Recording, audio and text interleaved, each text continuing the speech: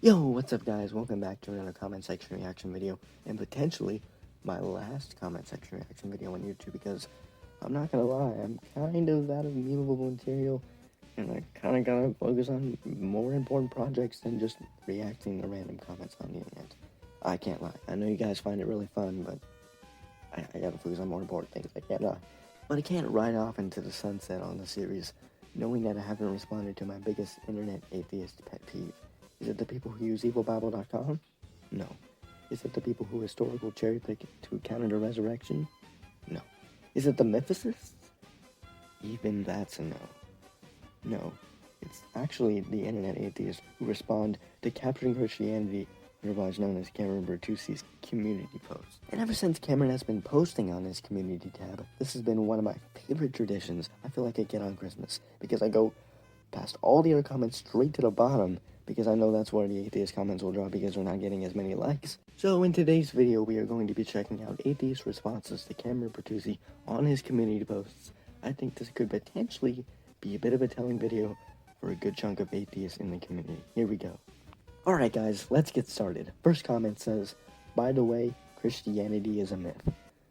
Okay, very original start. No, but I've seen this Cygnus guy around in the comments before, and he's kind of like Deconverted Man, in that he just gives these baseless assertion attacks against Christianity in the comments. Very unproductive for the community, I think, because all he's really doing is just attacking, then dipping, not really explaining why we're wrong, and oftentimes the comments can get very off topic, or ask a question that really isn't about what the video was.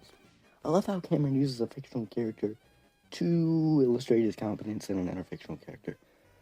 So I think the best person James should talk to here is Tim O'Neill. He's a fellow atheist, but he loves history, so he's not hesitant to call out his fellow atheists in the atheist online community for promoting pseudo-history like mythicism.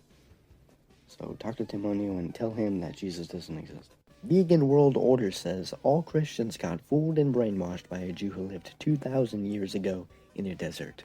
Cringe. Jesus brainwashed me? The next comment, Godless Recovery, says, bias? Take a good close look in the mirror, Cameron. But I think the issue here is that Godless Recovery has failed to recognize what Christians mean on videos and posts discussing people's bias. When Christians say atheists have bias too, they're not at all saying that Christians themselves have no bias.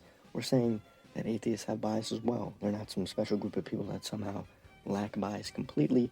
We're saying that we all have bias, and we all have to work to try to remove as much bias we have as possible against certain positions. So telling Cameron that he has bias is completely pointless here, considering the fact that that was never the point of the post. The point was to show that we all have bias, including atheists. Once again, faith is not evidence. I don't think any Christian said it was. And the story isn't evidence. Once again, I don't think any Christian said it was. Matt says, sounds good, till you realize it's the same one piece you need to make a successful case for unicorns. Dylan Archbold replies to Cameron with, oh, we're playing the quote game? With or without religion, good people can behave well, and bad people can do evil. But for good people to do evil, that takes religion. Steven Weinberg. Your turn. Now, I was ready to engage in a Dill v. Dill battle, but Matt already jumped the gun before I could. Matt says, I would define religion as a relationship with the transcendent good. So your quote makes no sense. But then Dylan responds with, up, flag in a field. To play the quote game, you must provide a pithy quote, as well as the person who uttered it. So, here's my quote for the quote game, and it comes from former atheist Anthony Flew, who says, the evidence for the resurrection is better than any claimed miracle of any other religion. It's outstandingly different in quality and quantity. So the logical atheist responds to Cameron with, and hold up, his name is unironically the logical atheist. We have to send this to Internet Atheists on Twitter. Yes, this guy is still stuck in 2012. Anywho, he responds to Cameron with, said no actual atheist ever. But then, J. Chris Truth 146 responds with, no true Scotsman fallacy. In and of himself committing a fallacy to fallacy fallacy. But then the logical atheist responds with, do you even know what the no true Scotsman fallacy is? Lol. Had to include that lol. Can't be internet discussion without that, am I right? But then out of nowhere, he's not even part of the original conversation, Alexandra responds to logical atheist with, what you just did. Oh my gosh, this is something out of a parody rap battle. But then the logical atheist says, wrong, try again. Man, I couldn't think of a better counter. And lastly, Alexander ends the conversation by saying, "No, you." This had to be a joke. There's no way this is real, bruh. Oh my gosh. Lewis Cipher says, "You are still trying to milk money. You are a typical Christian." Okay, let's hit pause on this.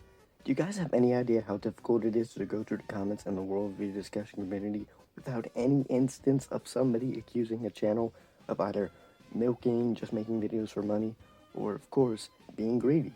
We almost made it. We almost made it through. You blew it, Lewis. Wait, Lewis Cipher. Lewis Cipher, where have I seen this channel before? Oh, that's where.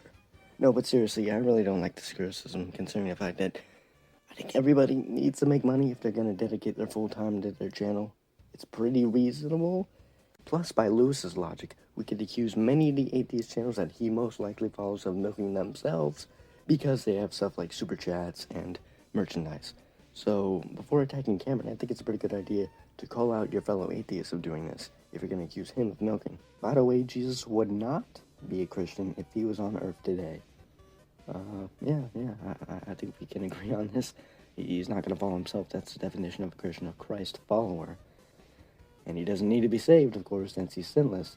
But if he's talking about how Paul allegedly contradicts Jesus on whether we should follow the Old Testament law or not, most people who use this argument completely misunderstand either what Paul or Jesus mean on this issue due to a lack of an actual, even quick exegete. But my response to this is that if you exegete the entire Old Testament, you'll see that the whole point of the law was a point towards Jesus, so it was never meant to be forever binding. Next, remember, Jesus said that he did not come to abolish the law, but to fulfill it, and that not one jot or tittle of the law would change until all is fulfilled. What does this mean if the law is still applied to us today? Wouldn't he just say that instead of this language that implies that it will be fulfilled when he dies on the cross? And this is clearly what Jesus means on the Sermon on the Mount. So Paul doesn't contradict Jesus because he's post-death and resurrection. He's in the church era. So that's why when anybody says, Jesus was a good law-abiding Jew, I just say, yeah, no problem with that one.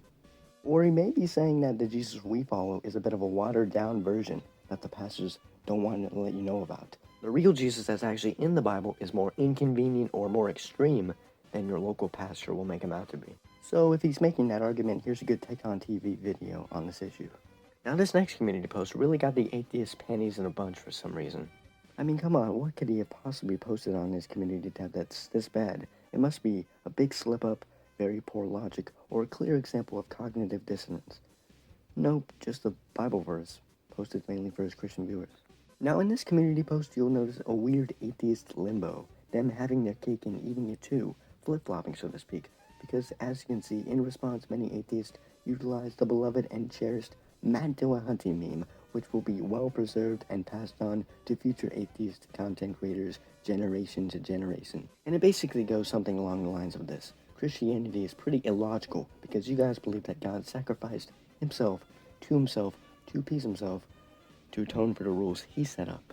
But then some of these same atheists will turn around and use what we've labeled as the cosmic child abuse argument, stating that it's pretty messed up for the father to kill his own son on the cross to atone for our sins.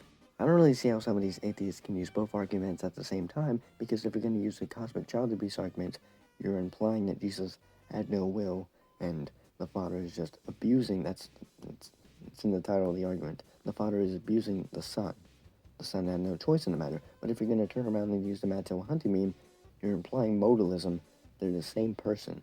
It's God sacrificing himself to himself. So it doesn't really compute here for you to use both. I mean, why does God need to sacrifice himself to himself as another version of himself to end blood ritual magic? Matt? Is that you? Yo, I think I found Matt Dillahunty's sock account. Let's go.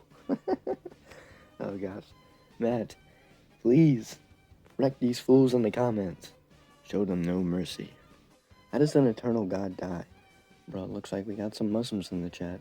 Yo, it's Eric Manning. Eric says, me, don't read the comments. Also me, I told you so, you dummy. This comment section, facepalm emoji. Indeed, Kenny Lee. Indeed. And the last comment we are going to be looking at says, by the way, I'm leaving Christianity. Too bad for Raul Roy here. He swallowed the Christianity is based on paganism pill. But that's it, guys. Best freaking community post on YouTube. No question about it. And if these community posts were purposely made provocative by Cameron, then hats off to him. Even atheists who don't agree with the arguments made by the atheists responding to him in a community post have to admit that it was a pretty big brain trap by Cameron. And hopefully the Crusaders never come to this, even though in the live stream communities I already feel like they have. But whatever. No, seriously, thank you guys so much for watching. Peace out, guys.